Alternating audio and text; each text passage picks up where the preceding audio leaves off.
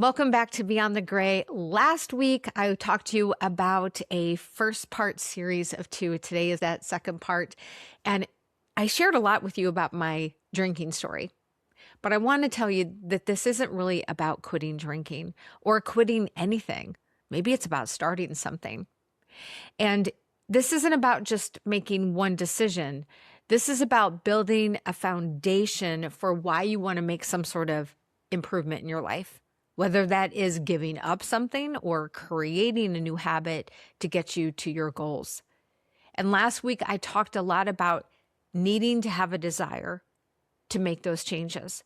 Because if we don't have a desire for it, then what are we even here? So it's a catalyst of all change. We know we need the desire. We also talked about your deeper why. Why is this so important to you? If you haven't heard the first part, you might want to pause this one and go back and listen to or watch episode 23 and then come back to this one so it'll make more sense. But going 5 layers deep on why you want to make these changes is so crucial, and it will really help you as we continue on. And then having a commitment to yourself. When we have a commitment to ourselves, it's like we're closing the back door on any sort of excuse. Because you know something's going to pop up that's going to have you be tempted to say, you know what, I don't want to do this anymore. I'm just going to go back. It becomes very easy to do that. And here's what I want to share with you that very few people want to say, is that making just one decision doesn't magically make you a different person. As a matter of fact, the decision part is easy. It's about who you are becoming in the process. Because you know what? You're going to wake up the next morning from making this decision that you want to make some changes in the same house, with the same spouse, in the same job, with the same stress, and yeah, your same habits. They're going to try to pull you back. So why do some people actually change while others drift back into the life that they wanted to escape or leave in the first place? That's what today is all about. Today isn't about just making a change. Today is about becoming the person that you need to be that qualifies and quantifies this change that you absolutely must have when you decide to be and do something different. Let's get into today's episode. Welcome to Beyond the Gray, the podcast about gray area drinking and how it impacts your health, relationships, purpose, and faith. This is where we have real conversations about the topics successful men over 50 don't usually talk about out loud. If you've built a great life but keep asking, is this it? You're not alone. When alcohol becomes your go-to off switch and your marriage, health, or purpose feel disconnected, you're in the right place. I'm your host, Kari Schwear, and this, my friend, is where the gray ends. Welcome back. I'm Kari Schwear, your host of Beyond the Gray, and I'm really glad that you took the time to come back to the show. If this is your first time here, welcome in. I'm really glad that you're here. I hope that you will find this episode and previous episodes and future episodes to be of value to you and to be a blessing for you in your life. That is my true desire. Now, last week, like I mentioned, we talked about commitment. And if you listened, maybe you did make that commitment to yourself. You found out what your why was. You know you have the desire. And now you're like, okay, Kari, what's next? So today we're going to be talking about who you need to become. And those are 2 different completely things of knowing what you want and actually becoming it. Because the hardest part isn't saying, okay, I'm done. The hardest part is living like someone who is done with a specific habit or willing to start a new one. This is where the uncomfortable middle comes into play. And this, quite frankly, is where a lot of people give up, but not you. Not on my watch. I want you to move into this new self in a powerful way, but we got to find a way to let go of the former you. And if you don't feel like your new self yet, that's okay, because guess what? It takes time. So I'm going to share with you today what it actually does take. And because I really want you to know there's a few things that might have you fail early on, like feeling like you're fake, like you're pretending, like you don't really belong with this new version of yourself. And I really want you to hear this up front, that feeling awkward or feeling like you're failing isn't proof that you are failing. It is proof that you're actually making those changes. So let me share a little story with you that I think will drive this home a little bit further for you. Before I quit drinking, I wasn't just someone who drank. I literally built an entire identity around it. After all, I started my neighborhood wine club years ago. It was specifically for empty nesters because at the time, my kids had moved out and I wanted to make more friends in the neighborhood. So I thought, well, a lot of people like to drink. I'm sure they want to drink like I want to drink. And in my mind, I had this idea that it was going to be this fancy wine tasting paired with food. Well, that's not what actually happened. It turned into everyone was drinking way too much. And then we were eating way too much. And then all of a sudden, I felt like people just recognized me and knew me as, oh yeah, she's the wine girl. She's the fun one, the one who knew a lot about wine. So for me, when I got to a place of, I want to question my relationship with alcohol, and quitting felt very hard at the time, I wasn't just changing a habit. I literally felt like I was losing a part of myself. Now, I know that sounds like a little dramatic, but I will tell you, I felt like I was burying my best friend, wine. And here's what I really started to realize through all of this, that God wasn't asking me to lose myself. He was inviting me to find the real me, the real identity in Him. And that gray area question that I kept coming back to every time was, and this is my question for you today, is what identity are you protecting that's actually keeping you stuck? Because I think we all do this. We all cling to a story that we've had for years, or this identity that we think we are this person. I want you to know that that's temporary. When we realize that we are more than this identity that we've labeled to ourselves, and we are willing to bust through that, that's when things start to really shift for you, because the way that you show up, your behaviors, your habits, your actions, everything starts to change. And I will tell you that the thing that kept me held back for the longest time during this process, which is why I want to record this episode for you today, is that I felt like I was honestly so boring to be around. Like I had become some goody two-shoes person that nobody wanted to be with. I worried that people might judge me in the beginning. Like, I don't know if you ever saw that reel where it's a spoof where they say, oh, you quit drinking? Did you have a problem with drinking? And then it says, well, do you like mayonnaise? Do you have too much mayonnaise? I don't know if you've ever seen that one, but it's true. It's like all of a sudden I thought, why is everybody on my case about why I'm not drinking? It seems so silly. But this was all a story I was telling inside my head. It wasn't what was really happening. It was just my fear, this internal fear. Again, it was hitting on this older identity that I was still carrying around. And I wondered if my friends still wanted to be around me. And I questioned if I made the right decision more than once. And you know what? That season lasted way longer than it needed to. Because at the time, I didn't have a coach. I didn't have the tools that I have now. I didn't have the roadmap that I provide now for clients. I had no language for what I was experiencing. Remember, I didn't identify as an alcoholic. Always as something, not as an alcoholic, but I didn't know what. I didn't know that there was this term gray area drinking back then. And part of me was trying to push away this alcoholic identity and still come to reality of like, what am I then? I was in this in-between space this entire time, and I had no label. I had no language. I had no identity. And all of a sudden I realized that the identity change needs to happen before my confidence catches up to where I was needing to feel and be. So if you feel awkward, if you feel like you're in this in-between space of, I know I want to make this choice, but yet, gosh, I feel like silly, or people are going to ask me too many questions, I have one word for you. Good.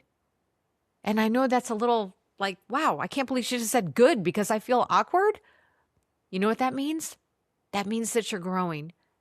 It means that you're not going to run back to your old life just because your new one feels unfamiliar to you.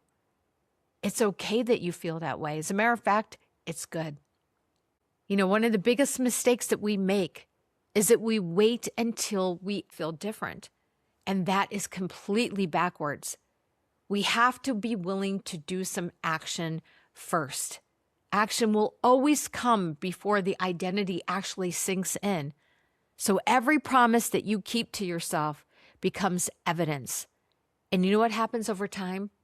You keep doing this. You keep believing in this new person that you want to be, like a non-drinker. We'll use that as an example. I'm now a non-drinker. And your brain might be saying, yeah, right. You still want one. So how are you saying you're a non-drinker?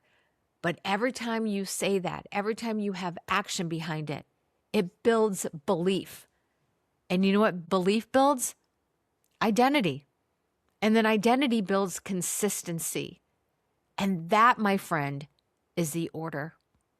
For me, everything had a shift. And it was interesting because the fact that I wasn't drinking too much every night meant I can get up earlier. And all of a sudden I became a morning person. Like, how is that possible? I was the one who always slept in late. And then I started looking at my Bible and reading again, which was something I hadn't done in a very long time. And without fail, I journaled every single day. Every single day. I still have books and books of my journals, especially early on in my sobriety. And I will tell you, I treasure them because I look back now and see the person that I once was. So journaling is something that became hugely important to me. And workouts. I used to be a gym rat back in my 30s. Somehow I let that go. So getting back to working out was something that was enjoyable, that I looked forward to. And all of a sudden, I found myself on this personal growth journey that led me to where I am today. So all of a sudden, I was becoming this person that I always wanted to be because I kept trying every day. I kept believing in myself and I kept moving into this new identity. And that, my friend, is what it takes. It wasn't about trying to be perfect every morning. As a matter of fact, there's a lot of times I wasn't. And that's just about collecting proof. Because every time that you say yes to you and no to this former habit or yes to this new habit, you are promising yourself that you're going to keep one more promise to yourself.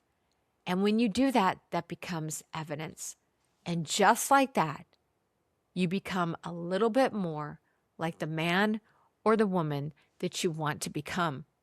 And that is when it starts to change everything. But here's the thing. Nature doesn't like a vacuum. So if you remove something, something else will fill its space. So I really want you to hear that. So you can't just stop drinking, right? You have to start living in a new way. So if alcohol, again, I'm going to use that as an example here. If you're used to having a drink at night, you must replace it with something. You have to find something else that you can have in your hand. You know, I used to be a smoker years ago, and when I quit smoking, that was actually harder than drinking. So what I did is I pretended I still had a cigarette in my mouth or in my hand because it was the hand-mouth thing, right? And if you didn't know I smoked, shocker, right? Because, well, I can't believe I did. And no shame for those that still do, but I will tell you, please quit because, it's just not worth it.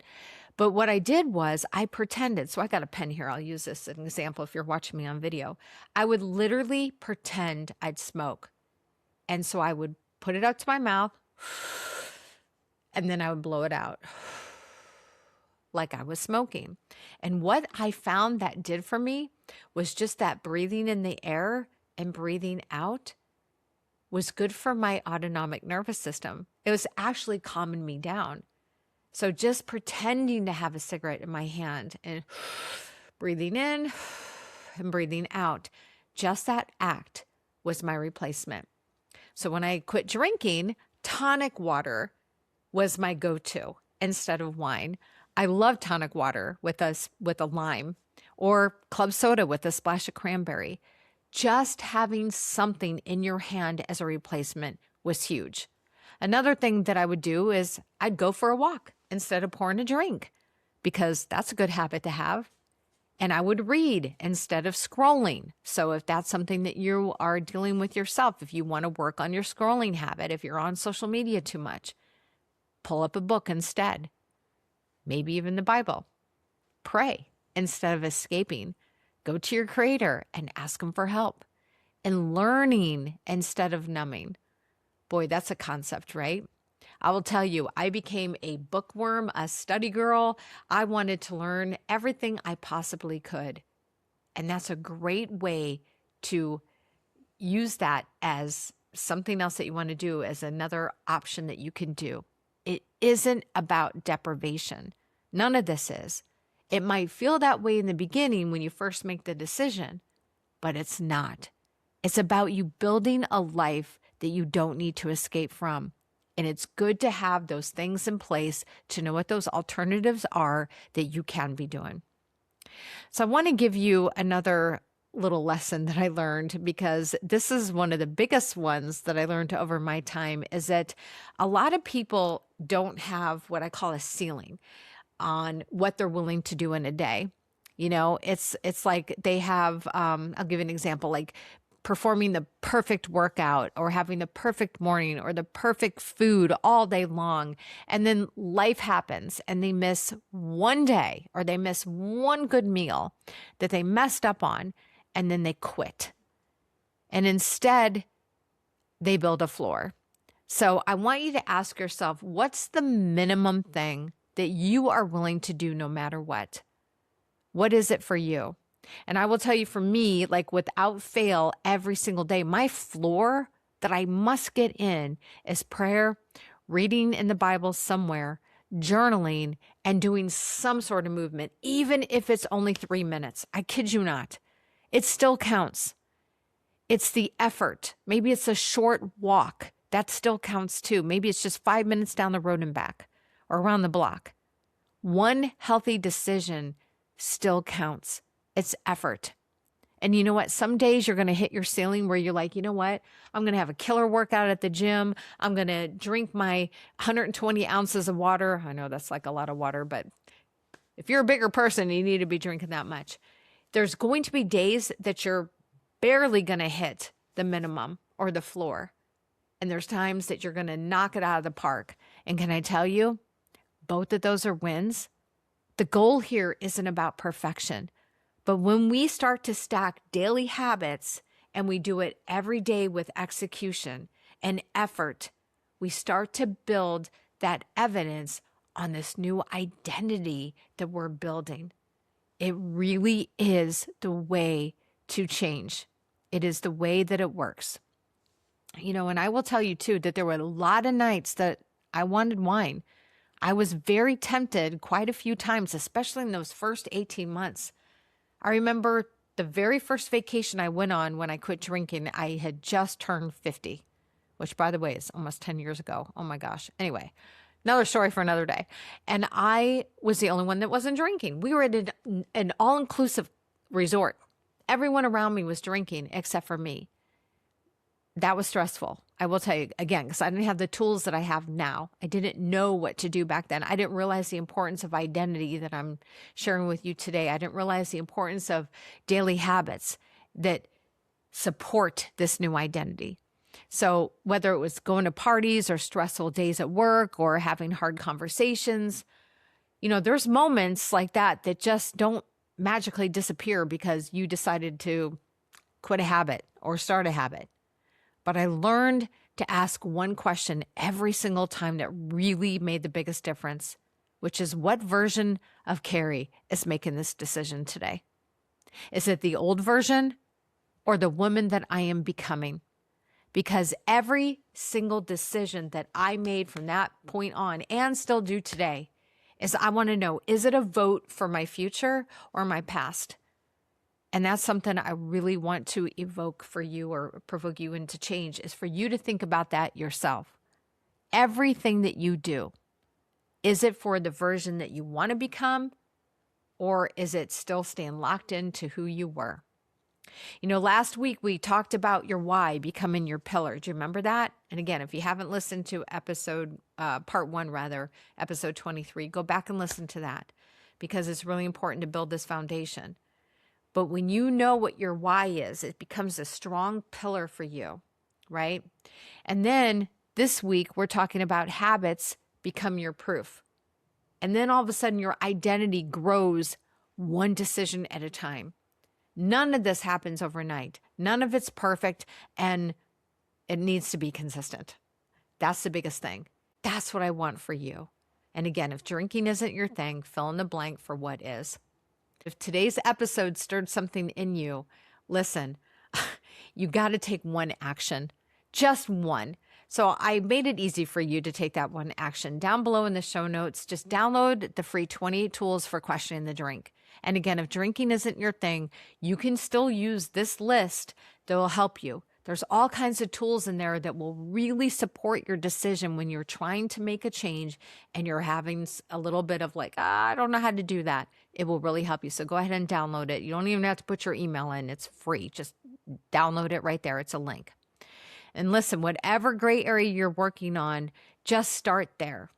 And if you're ready for more, if you're like, you know what, Kari, I got it, but I think I need some help. I think I want to have somebody come alongside of me and work with me one-on-one. Let's have a conversation. And one more thing. Remember that one decision doesn't change your life. It's thousands of little ones that actually do. Every workout, every prayer, every walk, every journal entry that you do, every time you choose your future you over your comfort, you're casting a vote for the person that you are becoming. And one day, all these votes become your new identity. I'm really glad that you joined today. This is Beyond the Gray. I'm Kari Schwear, your host, and remember that there really is life beyond the gray.